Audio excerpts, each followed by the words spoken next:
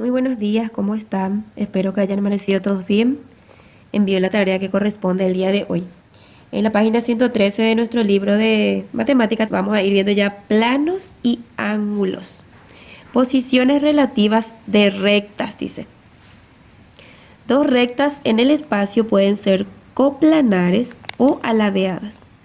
Las rectas coplanares son dos o más rectas. Son coplanares cuando están contenidas en el mismo plano. Las rectas coplanares pueden ser secantes, paralelas o coincidentes. Entonces, las rectas secantes son las que tienen un punto en común. Es decir, dos rectas que tienen un punto de intersección se llaman secantes. Las rectas secantes se clasifican en oblicuas y perpendiculares. Otra vez, acá tenemos en este cuadro entonces las rectas coplanares. Las secantes que se dividen, dice, perpendiculares y oblicuas. Las rectas oblicuas son dos rectas que tienen un punto de intersección y forman un ángulo, no todos iguales. Esta es la recta, dos rectas oblicuas que se cortan en un punto, pero dice que no forman ángulos iguales. Las rectas perpendiculares son dos rectas cuando al cortarse forman cuatro ángulos rectas. Las perpendiculares son estas. Cuando se cruzan forman, dice, cuatro ángulos rectos de 90 grados cada uno. Tenemos rectas paralelas. Dos rectas son paralelas cuando no tienen ningún punto en común. Aquí tenemos las rectas paralelas, la recta 1 y 2. Tenemos dos rectas paralelas que por más de que se prolonguen, estas no se encuentran. Después tenemos rectas coincidentes. Son cuando todos sus puntos son comunes, como en este caso. Estas son dos rectas que están una encima de otra, pero como coinciden todo en el punto, entonces se ve una sola recta. A eso se le llama coincidentes. Después vemos rectas alabeadas. Son dos rectas alabeadas, no son paralelas, ni tampoco se interceptan en el espacio. Es decir, no existe un plano que lo sostenga. Entonces las rectas alabeadas, esta recta y la otra recta, dice, no son paralelas ni tampoco son perpendiculares. No existe tampoco, dice, un plano que lo contenga. Posiciones relativas de dos planos en el espacio. Existen tres tipos. Planos paralelos, que son estos. Son como dos hojas, ¿verdad? Que no se tocan, o sea, están en una misma, están en el espacio, pero son paralelos, no tienen un punto en común. Los planos secantes son dos planos que se interceptan en una línea recta. Estos son planos secantes, serían como las páginas de nuestro libro. Esto sería, por ejemplo, planos secantes, ¿verdad? Las hojas de nuestro libro que están contenidas en una recta. Después tenemos planos coincidentes. Son dos planos que tienen todos sus puntos comunes. Así como vimos las rectas que eran coincidentes y que estaban en una sola recta, así también es el plano, que está contenida una dentro de la otra, porque coinciden en sus puntos. Por eso se llaman planos coincidentes. Después, posiciones relativas de una recta y un plano ahora. Primeramente vimos solamente rectas, luego vimos solamente planos. Ahora vamos a ver la recta y el plano en el espacio. Acá tenemos una recta y un plano. Entonces dice, si una recta R y un plano alfa no tienen ningún punto en común, la recta y el plano son paralelos y existen en el plano alfa infinitas rectas paralelas a la recta R. Todo entonces sus rectas son infinitas con respecto a la recta R que tenemos acá. La recta y el plano en este caso son paralelos. Después, si dos puntos de una recta R 2 puntos. Aquí y aquí. Están en un plano alfa. Entonces la recta R está contenida en el plano alfa. ¿Por qué? Porque está dentro del plano, está dentro de ella. Entonces por eso dice que está contenida dentro del plano la recta. Si una recta intercepta a un plano, esta recta intercepta, pasa por el plano, vamos a decirle que esto está pasando por dentro, ¿verdad? A un plano que no la contiene. Entonces la intersección es un solo punto, es este punto que pasa por el plano. En este caso la recta es secante al plano y puede ser perpendicular u oblicua con respecto al plano. En este caso es perpendicular porque toca en un punto al plano y pasa por ella, y también puede ser oblicua, medio inclinada la recta que pasa por el plano. Si una recta R es perpendicular a un plano, esta recta es perpendicular a este plano, plano alfa. Entonces todas las rectas del plano alfa son perpendiculares u oblicuas a la recta R, porque es como que viene a chocar con el plano, entonces es perpendicular a ella. Y entonces entonces todas las rectas del plano, todas las rectas que puedan formarse del plano alfa son perpendiculares u oblicuas a la recta R. Dos planos perpendiculares a una misma recta son paralelas entre sí. Los dos planos, plano 1 y plano 2, son perpendiculares porque es como que pasa por él, a la misma recta. El plano 1 y el plano 2 es perpendicular a esta recta. Ángulo diedro. Dos planos que se cortan dividen el espacio en 4 regiones. Cada una de esas regiones se denomina ángulo diedro o simplemente diedro. Las caras del diedro son los semiplanos que lo determinan y la recta común a las dos caras se llama arista. En este caso dice dos planos. Tenemos este plano y este plano. Este es el plano alfa y este es el plano beta. Se cortan en 4, es como que se cruzan entre ellos, ¿verdad? Y forman 4 regiones. 1, 2, 3, 4 regiones. Cada una de esas regiones se denomina ángulo diedro cuando se forma este ángulo entre este plano y el otro plano. Se denomina ángulo diedro, este ángulo que forman entre ellos. Después dice, las caras del diedro son semiplanos. Estos son semiplanos que lo determinan. Y la recta común entre esas dos caras, esta, se llama arista. Este se llama arista. Por darles un ejemplo, este libro, así. Este sería el ángulo beta, ángulo alfa. Y este ángulo que formamos aquí se llamaría ángulo diedro. Y este sería su arista, este en donde se unen. Bueno, después dice ángulo rectilíneo del ángulo diedro. Los ángulos diedros se miden por medio de sus ángulos rectilíneos. Escogemos un punto cualquiera A de la arista del ángulo y por A trazamos dos semirrectas. Acá tenemos A.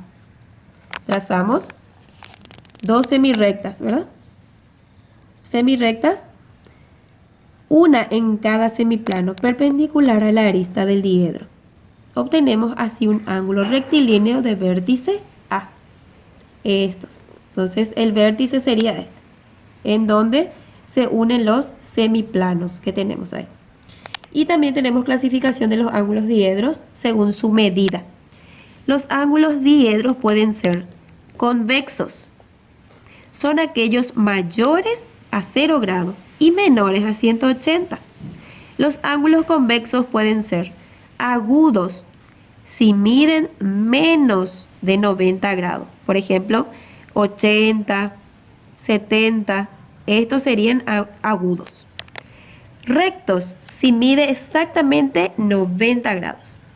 Obtusos, si miden más de 90, es decir, 95, 100, para arriba, de 90 para arriba. Llanos son los que miden exactamente 180 grados. Y cóncavos son los que miden más de 180 y menos de 360. Puede ser 190 hasta 325, por decirlo, ¿no? Tampoco puede pasar esta medida. Entonces, más de 180, por arriba de 180 y menos de 360. Son denominados ángulos diedros cóncavos, dependiendo entonces de su medida. Y clasificación de los pares de ángulos diedros también. Los diedros se clasifican en diedros complementarios cuando la suma de su medida es igual a 90. Suplementarios cuando la suma de sus medidas es igual a 180. Consecutivos cuando tienen la misma arista y una de las caras en común, con la condición de que las regiones interiores no se superpongan. Diedros adyacentes cuando dos ángulos consecutivos cuyas caras no comunes están en el mismo plano, y opuestos por la arista son dos ángulos diedros donde las caras de uno de ellos son prolongaciones de caras del otro. Tienen que ir leyendo nuevamente estas clasificaciones para tenerlos en cuenta. Y después tenemos ángulo poliedro. Si tres o más planos se cortan mediante rectas que concurren en un mismo punto, la región del espacio que limita se llama ángulo poliedro. En general se llama ángulo poliedro a la región del espacio limitada por tres o más planos que se cortan de a dos, según rectas concurrentes en un punto donde se unen, que se llama vértice.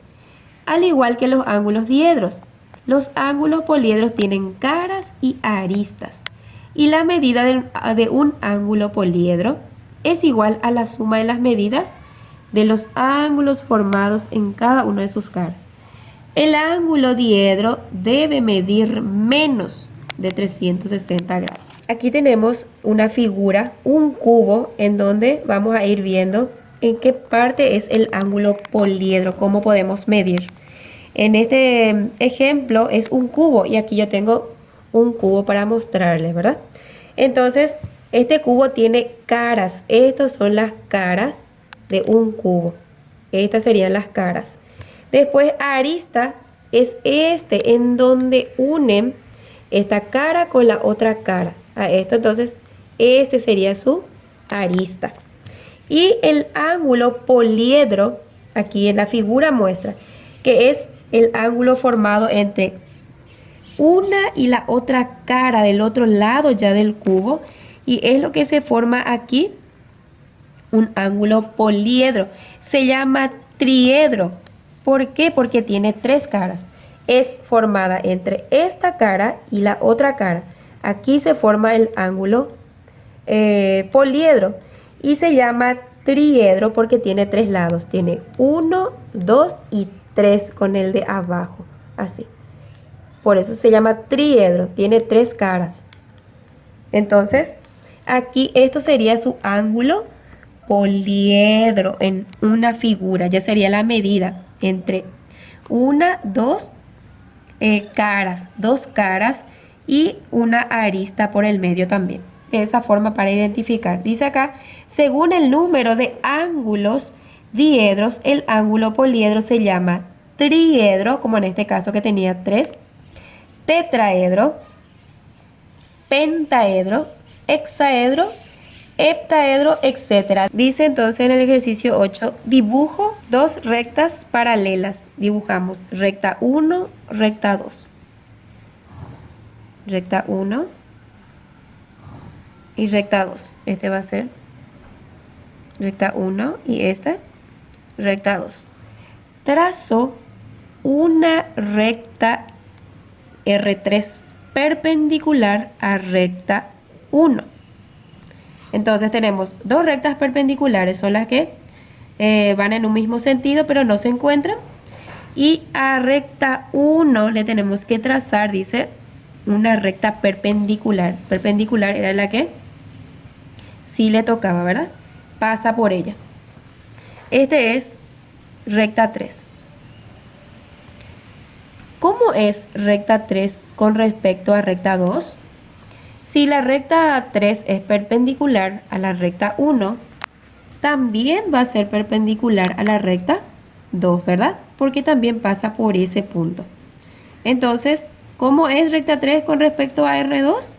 Recta 2, perpendicular también, así como observamos en la figura. Observo la figura e indico las posiciones de los planos ABFH, ABFH, este plano, y el otro plano que está arriba, CDGE.